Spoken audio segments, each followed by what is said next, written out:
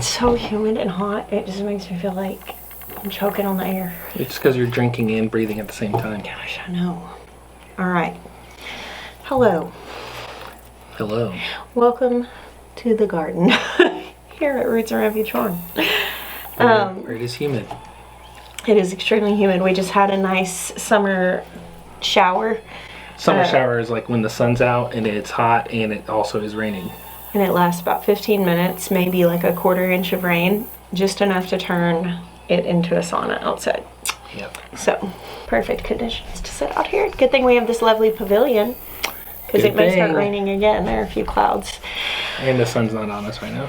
If this happens to be the first video that you come across of ours, welcome. This wasn't really made for you necessarily.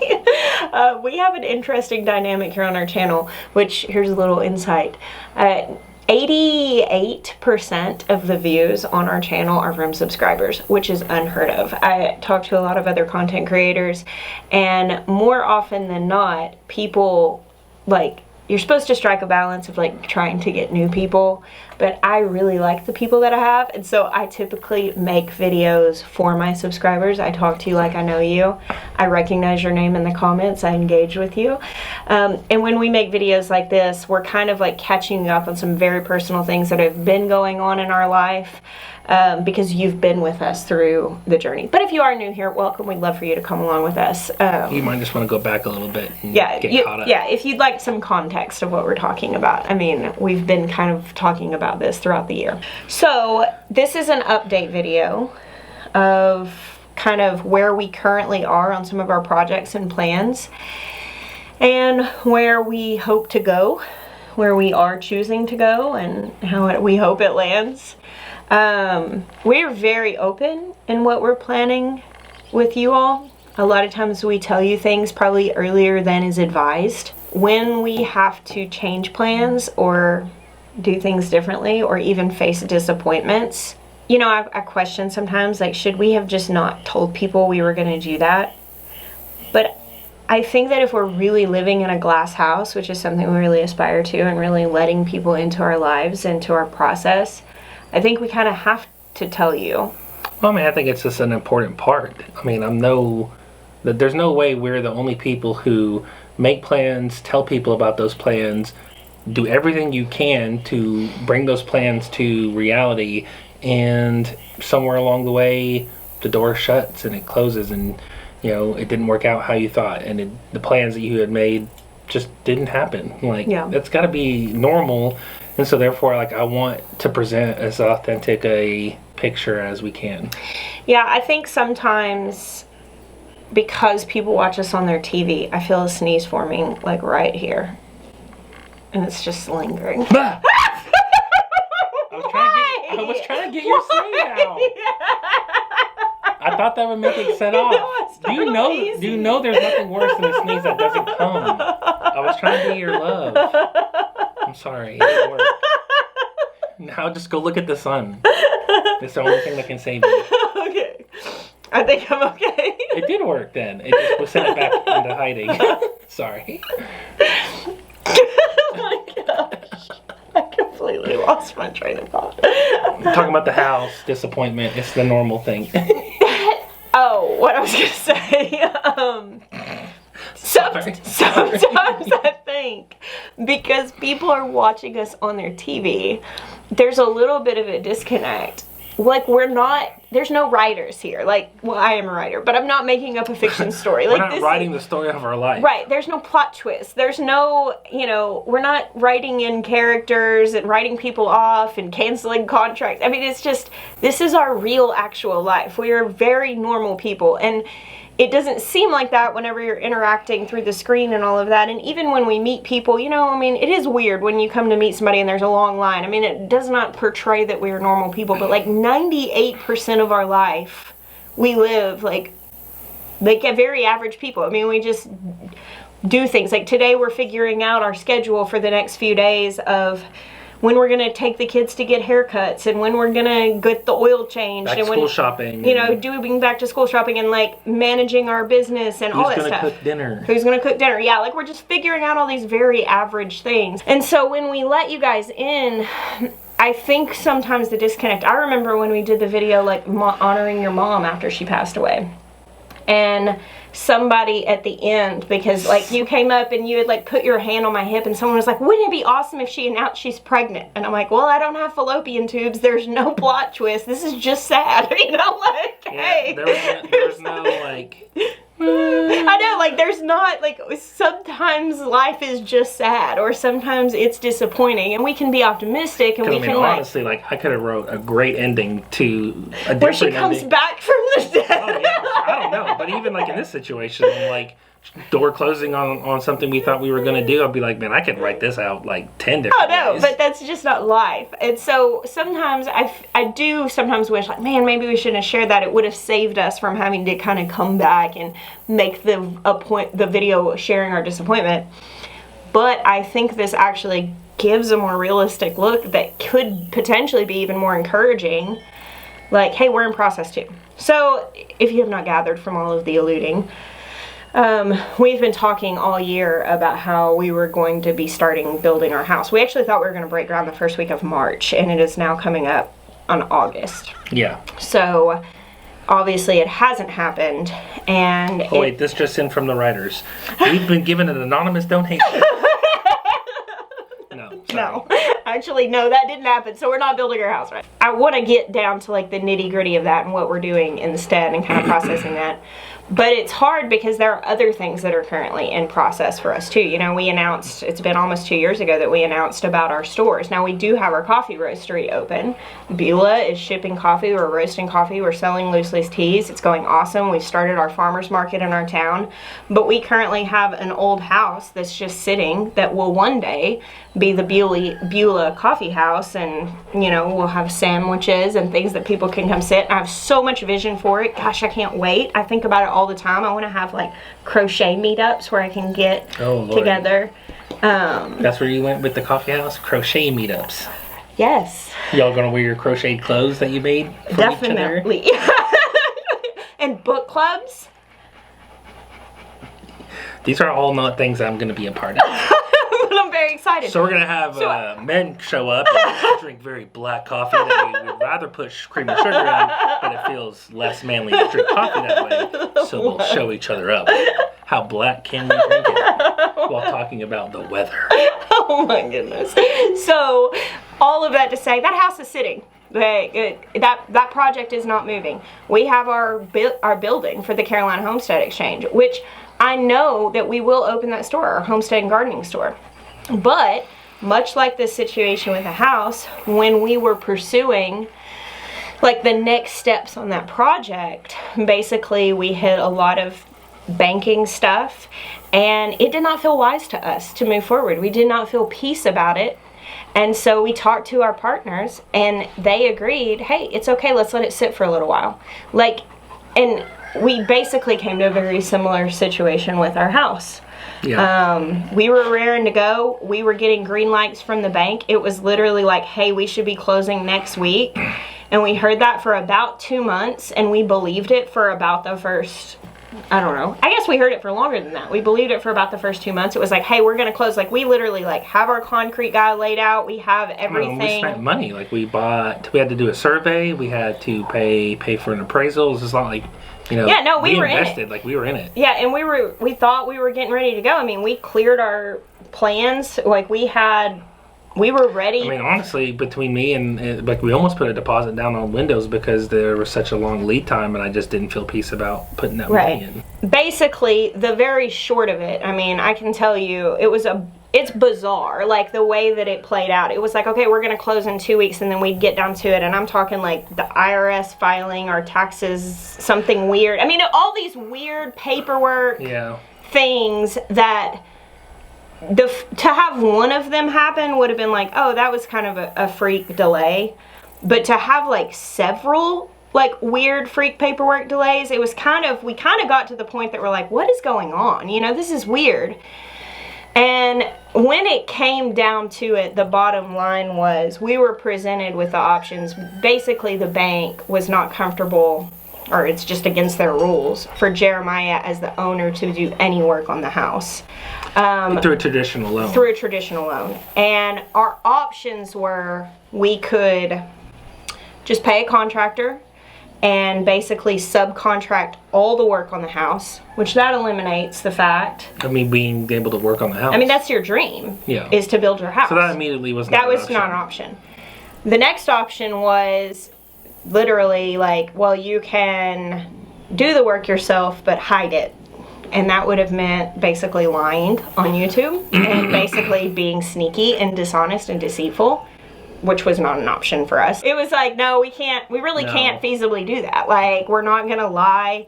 We take a lot of pride in being very honest on our platform, and so that would have been very much forfeiting, in our opinion, integrity. Right. And so like that wasn't an option. And so then the final option was essentially to get the type of loan, like an owner builder type of loan, but with the interest rates that would have gone in, we basically would have been taking our paid off land and tying it up into a financial situation that we were just not comfortable with. Yeah. Would you say that's kind of the gist of it? I mean, at the very end of all the thought processes, that's essentially what it came down to, where I felt like, you know, tying up everything that we've already done that we're not in debt to didn't sit right. And it just, like I said, enough stuff happened where it became like, is this the door closing? Like, you kind of question, like, do I keep trying to, move forward, keep it open? Like, what do you do? And that was a few weeks of just like really kind of discern between each other, like, what do we do here? Because you have to make a decision at some point, like, do you force the door open and just make it happen no matter what the consequences are, or do you kind of take some of the stuff that's happening and decide, hey, I'm gonna step back? Right.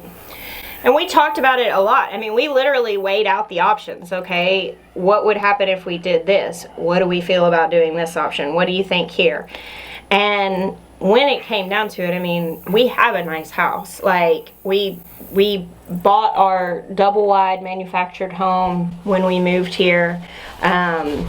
We've always known we were going to build our forever home. I mean, we have literally designed our whole farm around where our forever home is going to be. Would I have liked to build that home when my teenagers could have still lived in it as a childhood home? Yes, but that is now off the table. I mean, Jackson is moving out, and oh man, I'm going to cry.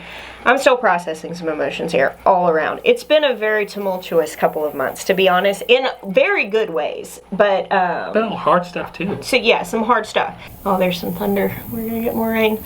No, it can come rain. It can come Just water. wait then.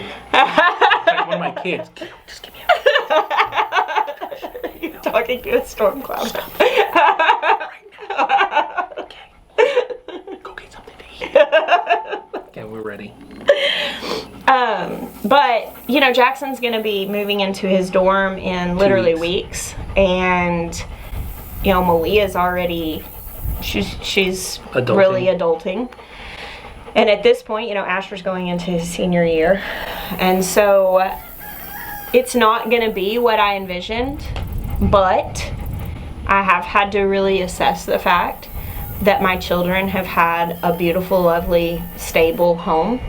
And though I would have liked to allow them a childhood in what I imagine my dream home to be, like, we have lots of life left to make memories with them in this home, and as it being our home, which will always be, in a sense, a home to them. But we bought our double wide when we moved here, and we positioned it when we laid out our farm, basically knowing that one day it could be guest space, or we had talked about potentially it being like a vacation rental that we could do, like Airbnb situation, like a farm stay situation. We have a lot of kids, and so having another house that we can use with our extended family will never go amiss. Like, it's good. But and then we are crowded in that house with all the kids. It's a little cramped, but it's a beautifully wonderful home. It's the nicest home I think we've ever lived in. That's true. It's the most finished home. Yeah, and it's okay. It's not like we're under any sort of crunch. And a lot of times, I would say, one of the biggest things we've had to overcome, and we put it that way, when we've said we were going to do something, we've gotten excited about doing something, we've made plans on doing something, and then the door starts closing, it's very tempting to just power through it for the sake of meeting your own expectation. Or doing what you say. Or doing what you say, instead of stopping and assessing at what you really ought to do. Right. So we spent a week or two. It's probably closer to like 3 weeks, just kind of like mulling over the options, thinking about it, and kind of saying what feels right. Like, what is the right option? When I think I came to you and said, hey, what do you think about pivoting? Let's put the house on the shelf and let's build your shop. Which is actually where we started the year before this year. Is what we were planning on doing originally. Honestly, the pressure was coming because our kids were growing up. Right. That was really the pressure point of like, we really want to get the house done. So instead our kids were growing up. Yeah. Again, here's something that I've really had to like dig through in myself. Like, when you are experiencing grief on a closing season, like, sometimes if we don't process what we're feeling, it can fuel us into the wrong path. Does that make sense?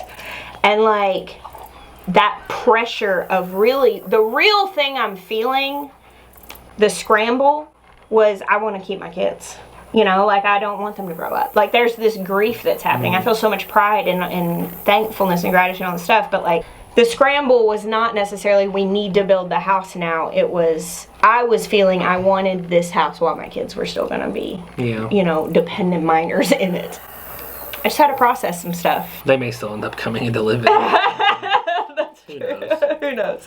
But we kind of went back, and I remembered something Maya had said to me, I don't know, like over a year ago or longer. He had basically said, I really don't want to build the house until I have my shop done. I did say that.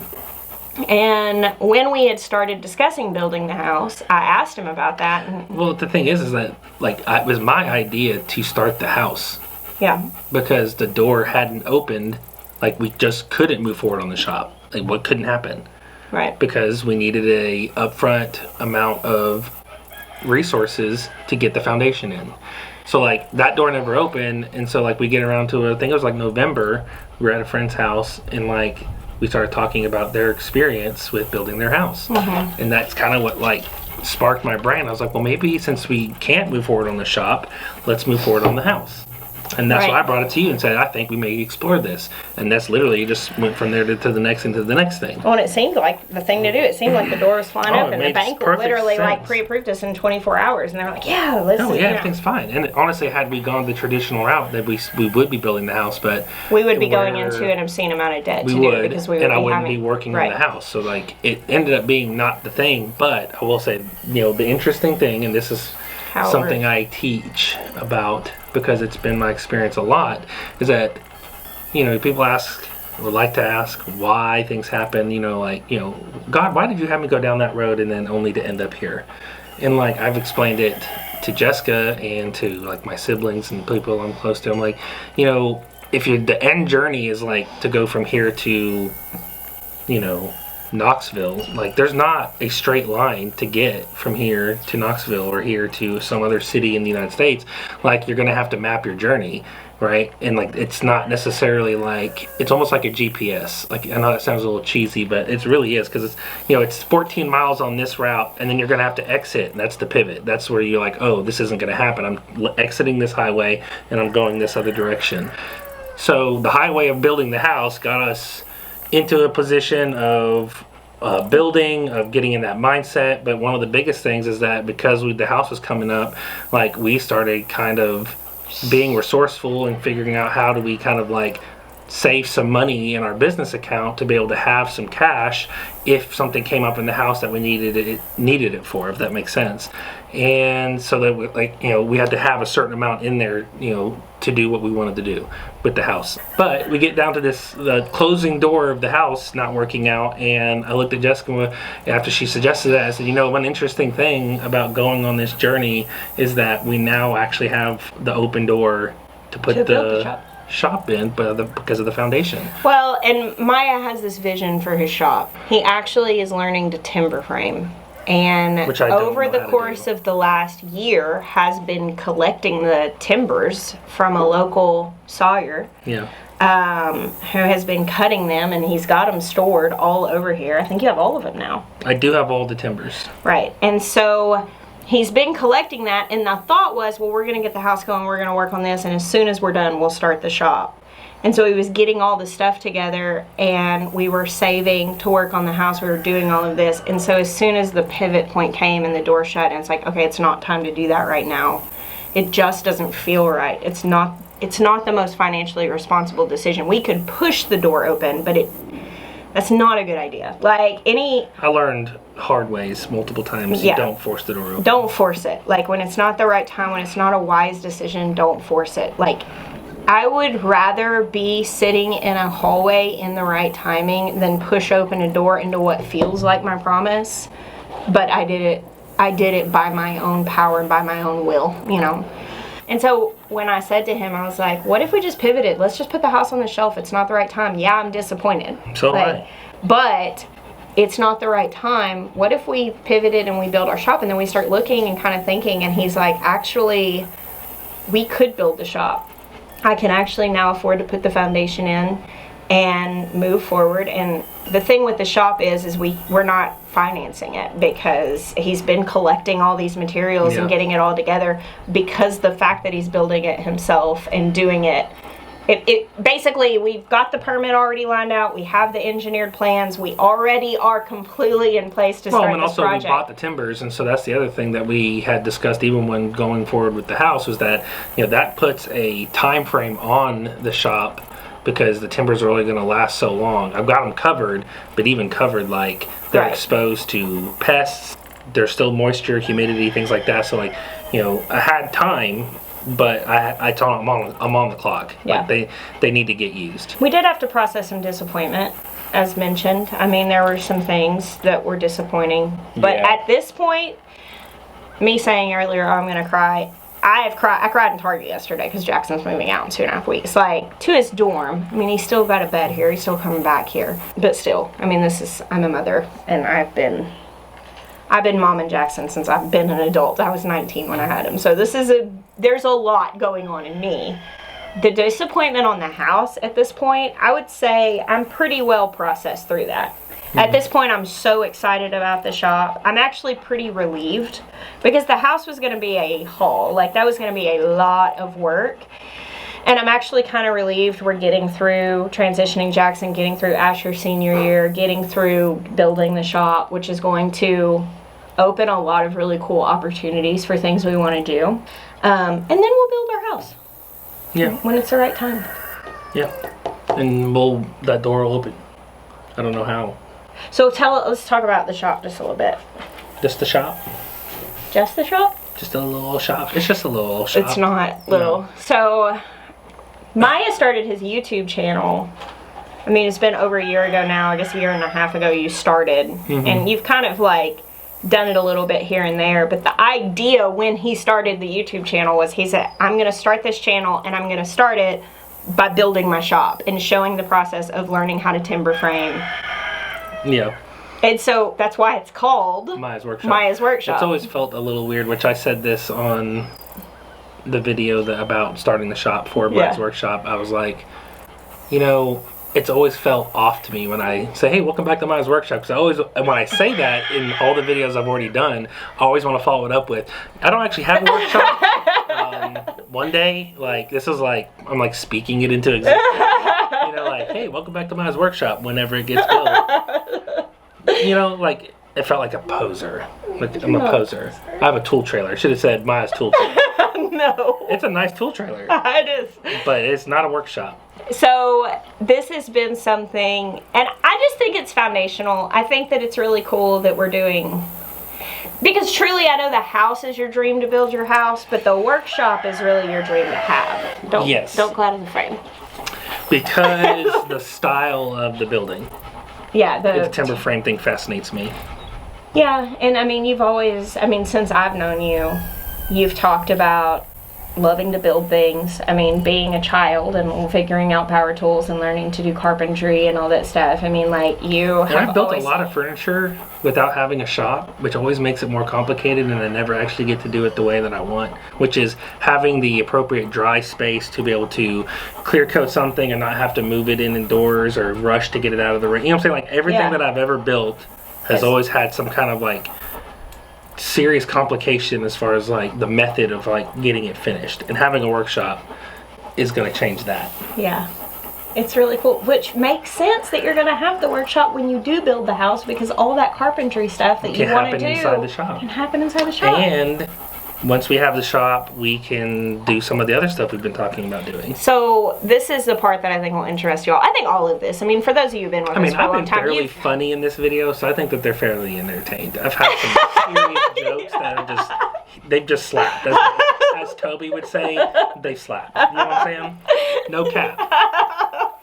Jeremiah likes to try to pick up our children's language and use it because they It makes me relatable. Actually, it makes him very cringy to them, and he finds that entertaining. Oh my goodness. I'm learning. I'm doing good. So, one of the things that I'm very excited about is, so the workshop, which he actually is in the process of shooting a video. The footers got dug yesterday for the shop.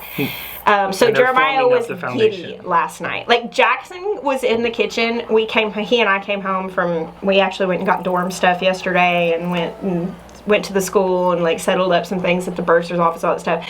And anyway, we come home and Jeremiah is, like, almost skipping through the kitchen, and Jackson looks at me and he was like, why is he so happy? Because Jeremiah is typically a very stoic personality. And I was like, shop footer, and Jackson went, oh. And Jeremiah came back in and Jackson's like, cool shop. It was really cute.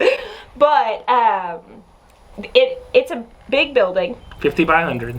50 by 100, timber framed. That was one of the things that we had to get, like, the very specific engineered plans because of the size and all that stuff. But it has his big workspace. It has an office, and then he's putting in, like, a small, like, a gym area, like a workout area. But there is a 30 by 50, what we call the community room, in this plan that he designed. He designed this whole shop. It was my idea. And it has, like, a kitchen area, a bathroom, and then basically this big open space that we're going to put multiple dining room tables with chairs. And it is going to give us the capacity to host classes and, like, retreat sessions here on our farm for our community that we've spent these years building. And we have hosted things on our farm up until this point. We've had big tents out in the field. We hosted a meal here where we put a long table all the way through the barn. When the barn was very new, it would be hard to do this now because the barn is just, it's a barn, you know, like, and so it would be a lot logistically to host a meal in there at this point. But when it was very new, we put a long table in and fed 70 something people in there. The thing is that hosting events, when you have to do all of that logistic legwork and where storms and stuff can throw it off, like when people are flying in, maximum cooling time reached. Man, we're doing good. Yeah. When people are flying in and they're spending that much money to, like, come and spend time with you, I mean, it's not that it's a lot of pressure.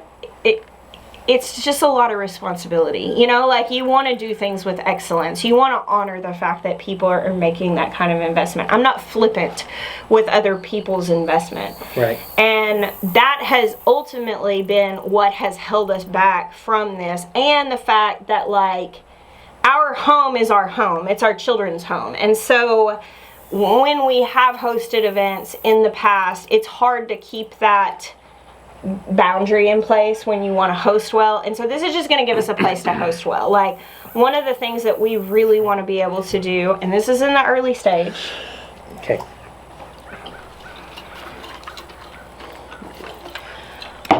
Rum? I'm on fleek. That is not even a funny. Too much. You questioned it for a second. You know there's water in there, and you still thought, did I put rum in it? No, I didn't. It's not even late in the afternoon. Right. You little smiley. I lost my train of thought. Hosting events. We want to be able to host stuff.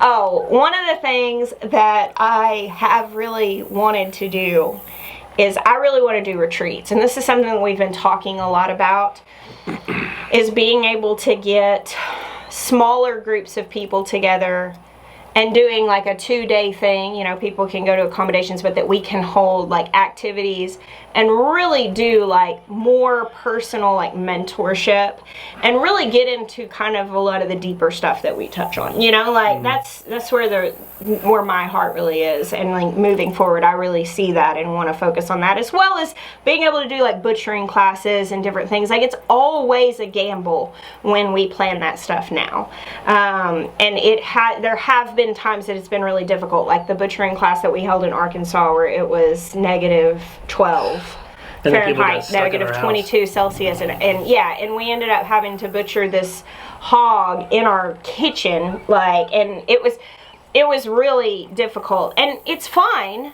like it's fine. Those were adventures and they were okay.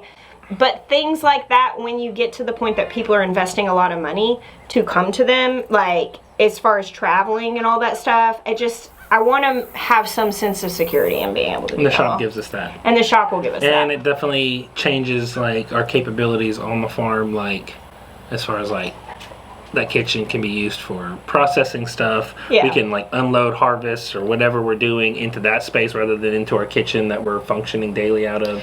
Right. Like it gives us some serious homesteading diversity. Yeah, I think it is gonna simplify, and honestly it will alleviate some of the crunch in our house now, because Sure. like you said, like right now, I mean, I am working around so much food that's coming in, and between processing and cooking dinner, and that's just part of homesteading. I mean, you juggle that, but this will be a luxury to maybe alleviate the juggling a little bit. More than anything, I'm excited, one, for you to get to do a project that will be so fulfilling to you. I think this really is going to be a launching place, because I know you have had a lot of vision for your YouTube channel, and I think this is going to provide you know, that content to share. Yeah. And then also the retreat aspect and being able to teach and have like a great hosting space is very exciting for me, because I love to teach and host. Yeah. You know, I've had ideas for workshops and stuff, like, you know, bringing, you know, limited amount of people out and having materials on hand to like walk them through building a mobile chicken coop or something. Like, but I mean, you have to have the kind of space to do that. Yeah. Tool trailer in it. Yeah, that's very exciting. So yeah, that's where we're at. Like, as of right now, I mean, the house is on hold. I don't know when. People have asked us, you know, that are in our life here that know that this has been going on. They're like, well, when are you going to build the house? And at this point, and it's probably a little bit just like kind of dealing with the disappointment, like I'm not ready to think about that yet. Like, I don't know. It's going to be enough just to do the shop. Yeah, and the other thing is with the shop, because Jeremiah's building that himself, like, we don't really know how long that's going to take, you know? Whenever you go get a loan to build a structure, you have like a year. And because we are building this and we've been collecting materials and we're just doing this ourselves, I don't know how long it's going to take. Plus, I've never done it before. Right. So, there's some factors to figure out in that. Yeah. Like I said, I've got help, and I've got, you know, Wes and my friend Nick. So. Yeah. The other thing with the house is there really is a good time of year to start a house. And so, you know, I don't know if we're going to be ready next year, so it may be beyond that. And I'm okay with just leaving that on the table. I'm not in control, like, obviously. I'm not in control. We're not writing the script, remember? Yeah.